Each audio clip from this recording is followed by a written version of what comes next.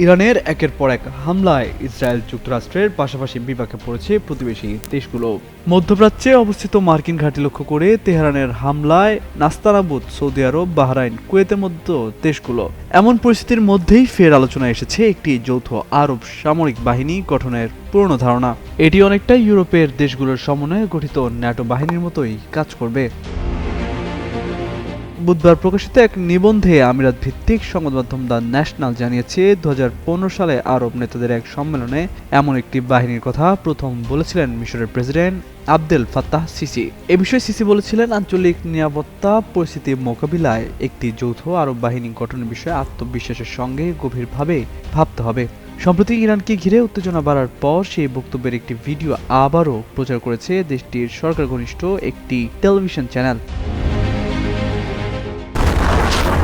হিউস্টনে rocking tasty, সীমানা ছাড়াও নিজেকে হারাও।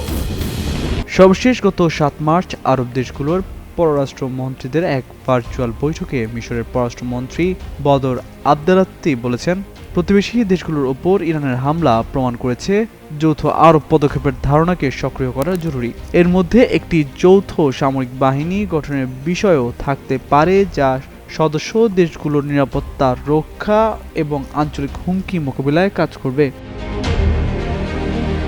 যদিও মিশরের কৌশল বিশ্লেষক সামির রাঘেব মনে করেন, বর্তমান পরিস্থিতিতে যৌথ বাহিনী নিয়ে আলোচনা কিছুটা অপ্রাসঙ্গিক। তার মতে এখন জরুরি কাজ হলো ইরানি হামলার মুখে থাকা দেশগুলোকে সুরক্ষা দেওয়া এবং হরমুজ প্রণালীর মতো গুরুত্বপূর্ণ সমুদ্রপথের নিরাপত্তা নিশ্চিত করা। বিশেষজ্ঞদের ধারণা, সব আরব দেশকে নিয়ে বড় বাহিনী গঠনের চেয়ে আঞ্চলিক সামরিক জোট বেশি বাস্তবসম্মত। বিশেষ করে গালফ কোঅপারেশন কাউন্সিলভুক্ত দেশগুলো আকাশ প্রতিরক্ষা, গোয়েন্দা তথ্য বিনিময় ও সামরিক সমন্বয়ের ক্ষেত্রে একসঙ্গে কাজ করতে পারে। একই সঙ্গে মিশর, সৌদি আরব ও সংযুক্ত আরব আমিরাতকে ঘিরেও একটি কার্যকর সামরিক জোট গড়ে ওঠার সম্ভাবনা রয়েছে। তামজিদ মির্জা, যুগান্তর নিউজ।